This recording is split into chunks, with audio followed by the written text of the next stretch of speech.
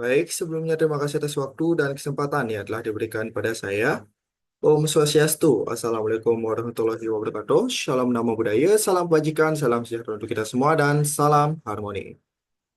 Baik, pada kesempatan kali ini saya akan membahas salah satu serangan ransomware terbesar yang pernah terjadi dalam sejarah, yaitu serangan WannaCry yang terjadi pada tahun 2017. Sebelum masuk ke pembahasan, izinkan saya untuk memperkenalkan diri. Perkenalkan, saya Gede Krisnanggaradana dengan NIM 2315101022 dari kelas A Program Studi S1 Ilmu Komputer. Presentasi ini dimaksudkan untuk memenuhi tugas dari mata kuliah keamanan komputer. Baik, untuk menghemat waktu, kita langsung masuk ke pembahasan. Nah, ransomware adalah jenis malware yang mengenkripsi data korban dan meminta tebusan agar data bisa diakses kembali.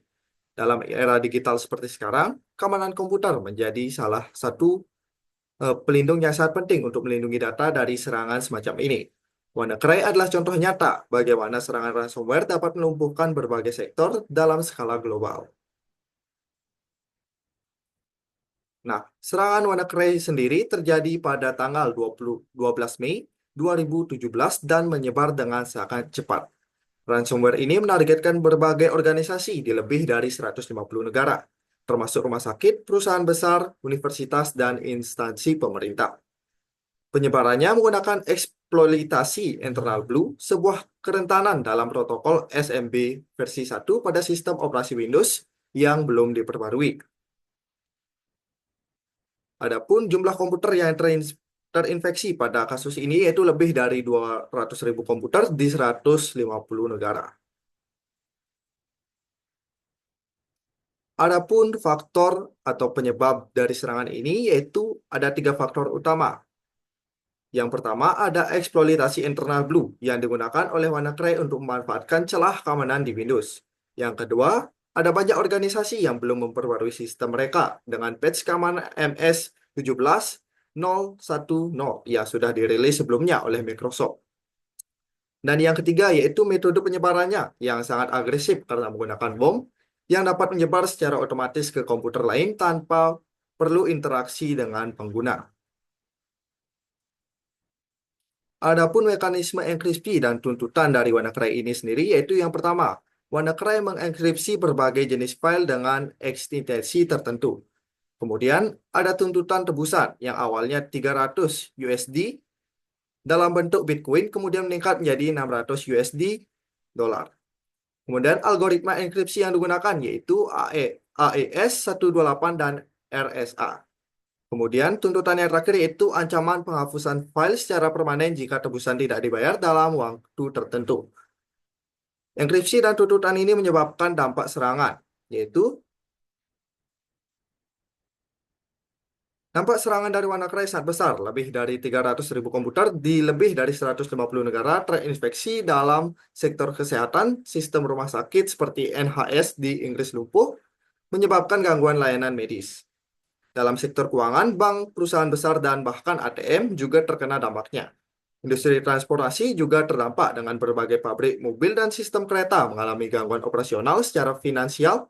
Kerugian akibat serangan ini diperkirakan mencapai miliaran dolar. Adapun analisis kode dan fitur dari WannaCry sendiri yaitu WannaCry ditulis dalam bahasa pemrograman C.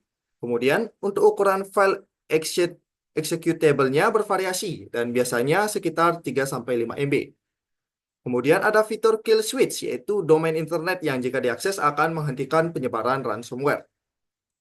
Kemudian analisis menunjukkan adanya keterkaitan antara WannaCry dengan kelompok perentas Lazarus Group yang berasal dari Korea Utara.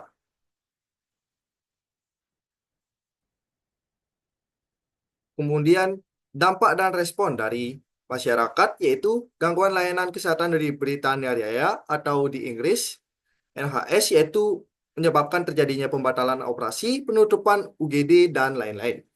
Kemudian, seperti yang saya jelaskan sebelumnya, ada kerugian finansial bagi perusahaan dan organisasi yang terdampak. Kemudian, peningkatan kesadaran tentang pentingnya keamanan cyber dan pembaruan keamanan menjadi meningkat. Kemudian, Microsoft mulai merilis patch keamanan untuk Windows XP dan sistem operasi yang tidak didukung lainnya. Kemudian, upaya penegakan hukum internasional untuk mengidentifikasi dan menangkap pelaku serangan.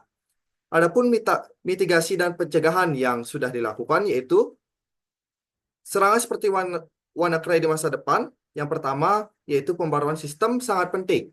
Microsoft telah merilis patch keamanan MS 17.010 yang segera harus diinstal untuk menutup celah keamanan ini. Yang kedua yaitu backup data. Secara berkala sangat disarankan agar data tetap aman meskipun terkena ransomware.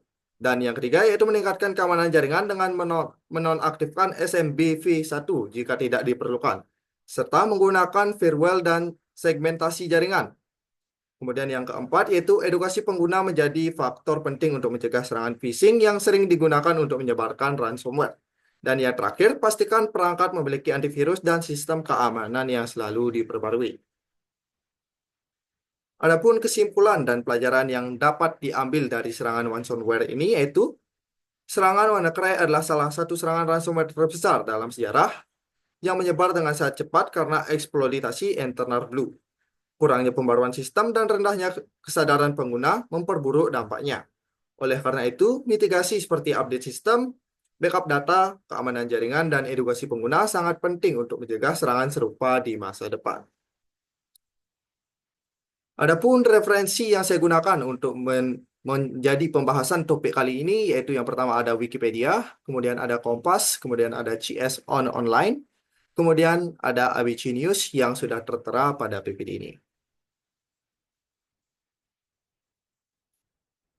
Baik, sekian yang dapat saya sampaikan. Bila ada salah kata ataupun perkataan yang kurang enak didengar, saya mohon maaf. Saya tutup presentasi ini dan mengaturkan Parma Santi.